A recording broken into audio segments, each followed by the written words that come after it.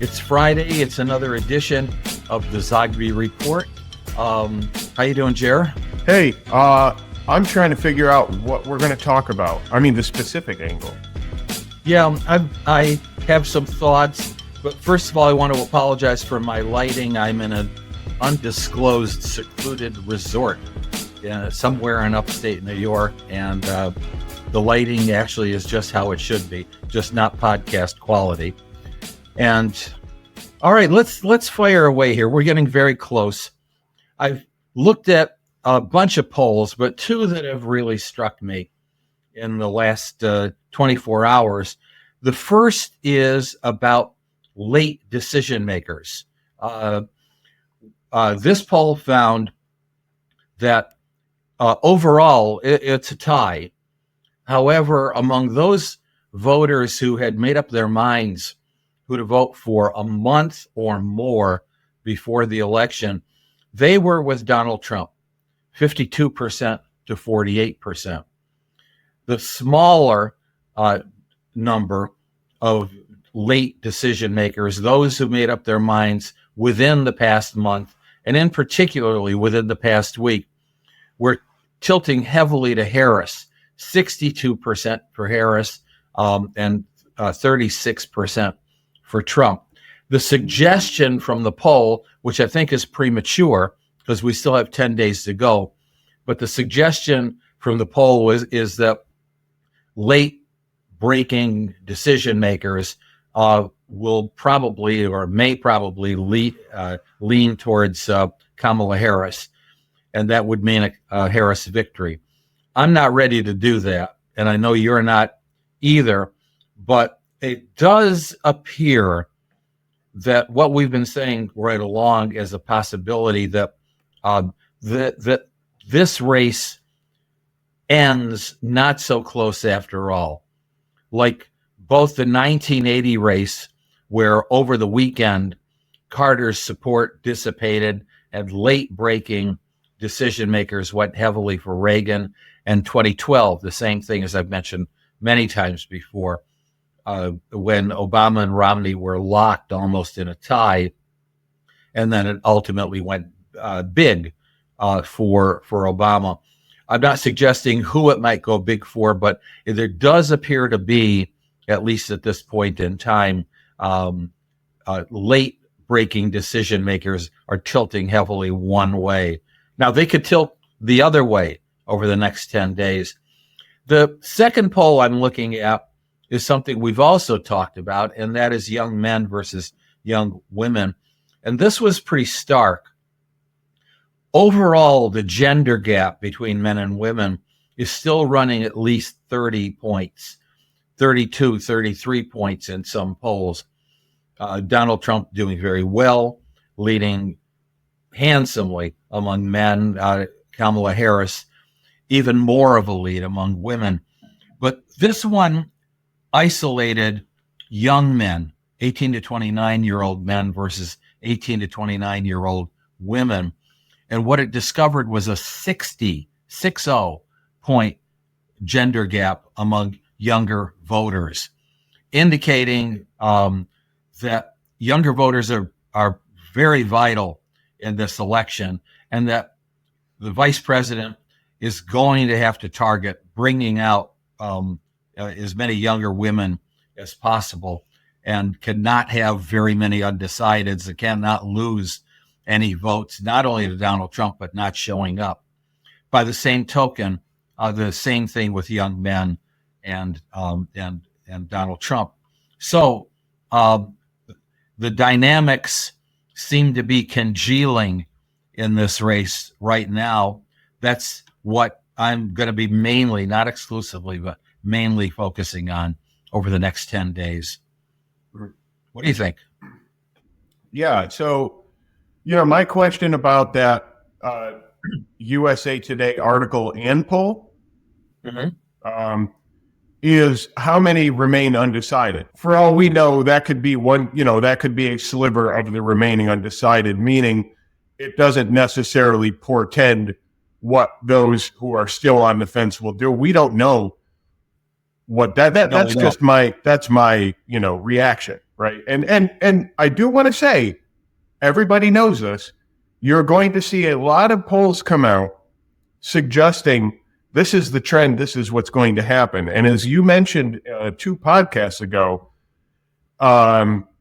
you know, beware of seeking the information that you want confirmed. It's called confirmation bias, right? We're looking for the polls that tell us what we want to hear and what we believe.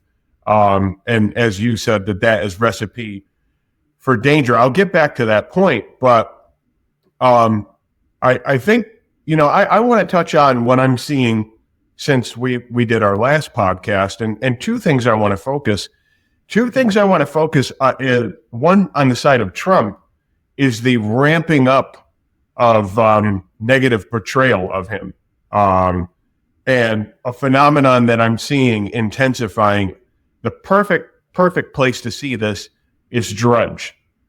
Drudge Report, in my opinion, over the last, I don't know, 4 or 5 years has literally gone off the rails. It's become apocalyptic. It's become, you know, the choice of breaking news, but in always with a doom twist. And of course, because it's the election cycle, that doom twist is tied to Donald Trump. And there was an image the other day about when Trump went to he did the video where he went to the McDonald's. Whatever you think about that, whatever, it doesn't matter. But the imagery of him as Ronald McDonald, and I don't know if this is AI generated art or just, a digital artist, whatever, it doesn't matter. The fact of the matter is that may be a good indication of how the anti-Trump message is becoming very clownish and intense and apocalyptic. Now, I want to mention Kamala Harris's town hall the other night, because that was very apocalyptic. She was before a panel in Pennsylvania, the great Keystone State, swing state, the mother of all swing states, the most electoral votes. She was before 32 undecided voters. And her opening pitch, which it's very important to, when you hear somebody's presentation, to not only listen to the whole thing, but to hear the upfront message. What's the immediate message, right? Assuming that a lot of people will tune out. You come in with your opener, and her opener was Donald Trump is a threat. Donald Trump is a fascist. Donald Trump is a dictator. He has no respect for the Constitution. He will wage war against the other half, us. Very much an us versus them apocalyptic dark picture if Donald Trump wins, pitched to undecided voters. I find that peculiar. I find it revealing.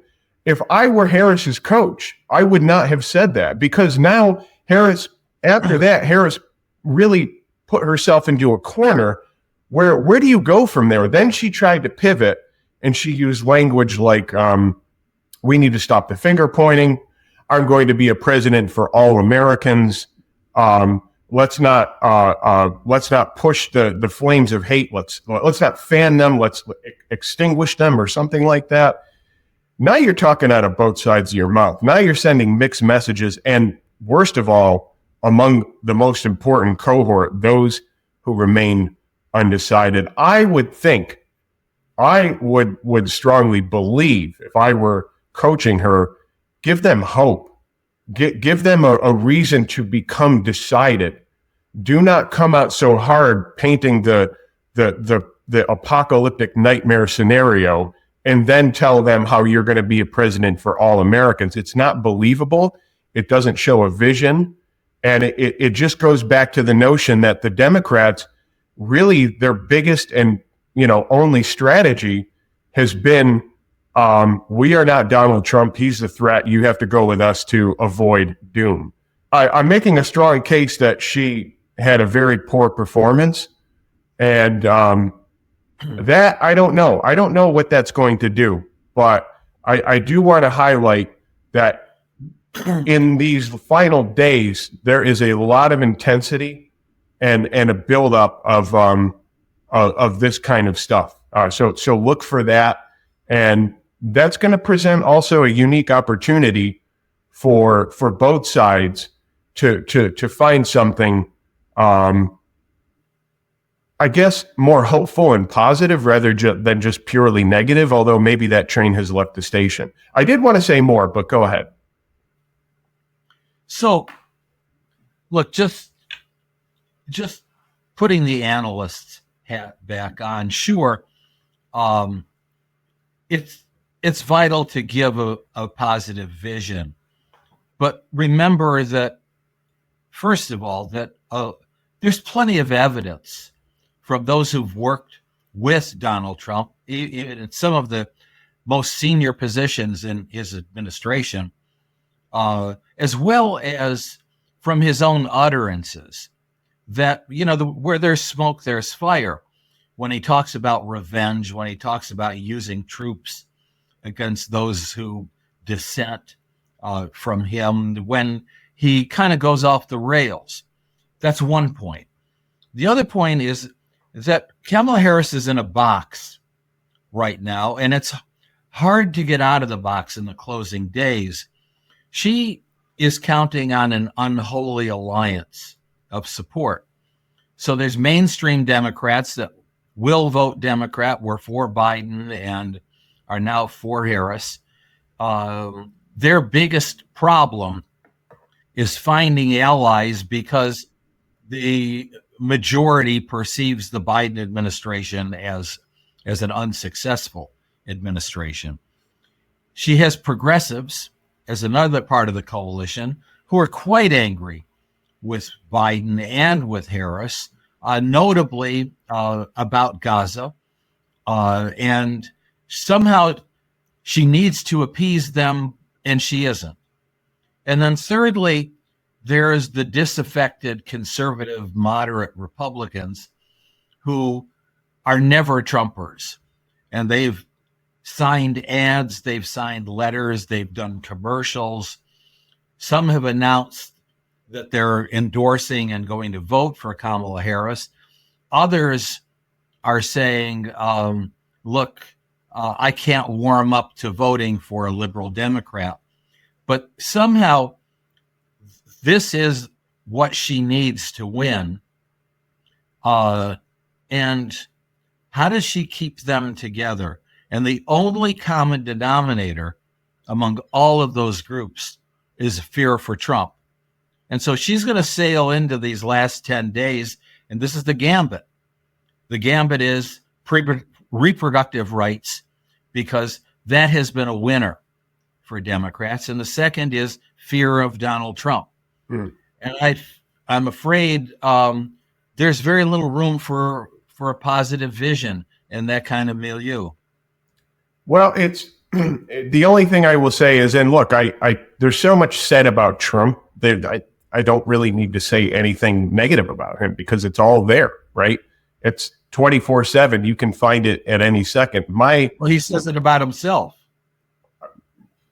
I mean, regardless, I watched a town hall about that had Kamala Harris, and I saw that as a prime opportunity for her to potentially seal the deal. And it wasn't just me; it was also Van Jones. It was David Axelrod and a whole host of other analysts that basically said she blew it. Axelrod said it was word salad city. She can't answer a question. That's coming from David Axelrod. I mean, that speaks volumes. But the point is that from a strategic and let's say from an ethical standpoint, right? Like, we don't want this country to go to war with each other, right? But if your opponent you're painting as the threat, but then at the same time, you're also communicating that his followers, the other half of the country, are the threat, right? Well, then essentially you're also engaging in tribal political warfare. Well, I agree. And undecided voters are undecided because they don't want to get pulled into that. And so this is my point. My point isn't to try and say that Trump is going to win, Trump should win, Harris is going to win, Harris needs to do this to win. I'm actually saying Harris had an opportunity and she blew it. Okay. All right.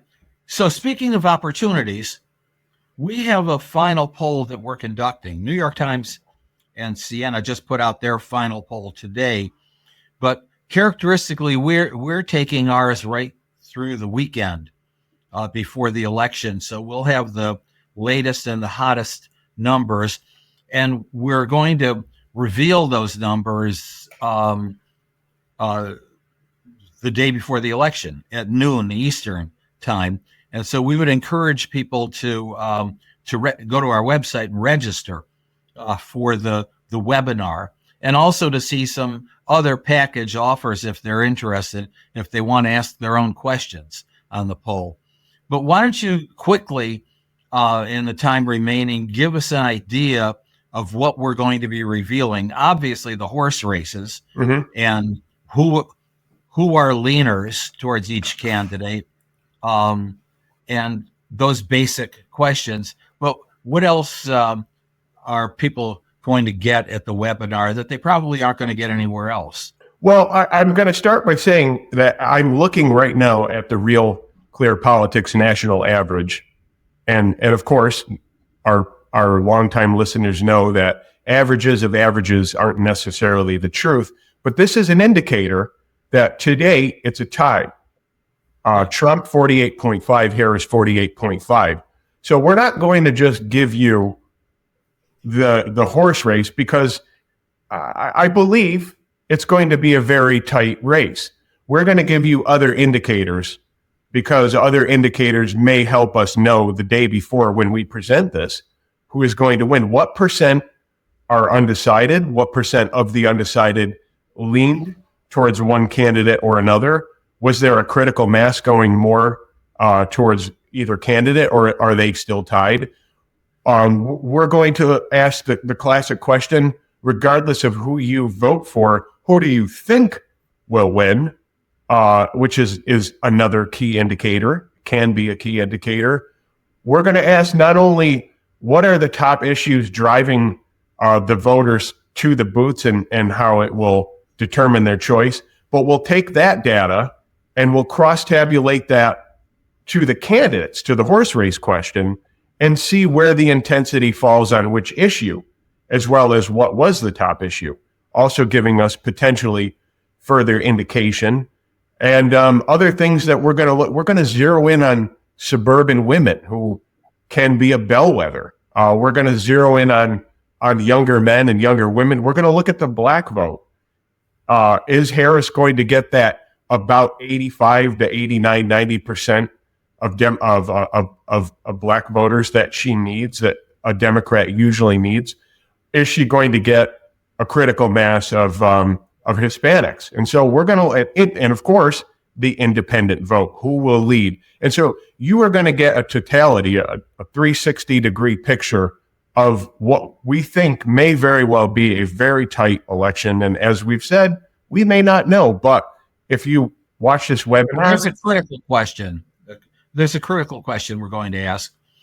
Will you accept the results if the person you voted for doesn't win? And of course, that portends to the future. Mm-hmm. So how do folks register? Well, we're going to be sending it out on our email list. And so if you're not on our email list, go to johnzogbystrategies.com and then go to the contact page, and there's a subscribe button. But you can go directly to the landing page, johnzogbystrategies.com/election webinar /. Again, johnzogbystrategies.com/election webinar /. Okay. And I think we exhausted this topic pretty well. So we'll see you next podcast, and then we hope to see you at our special webinar on November 4th at noon Eastern time. We'll see you there. Okay.